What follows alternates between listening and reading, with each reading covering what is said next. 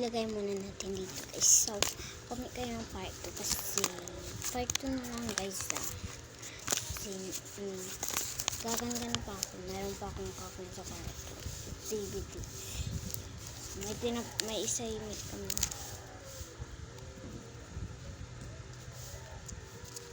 Comment kayo yung part 2 guys. Ilagay ko muna dito sa video.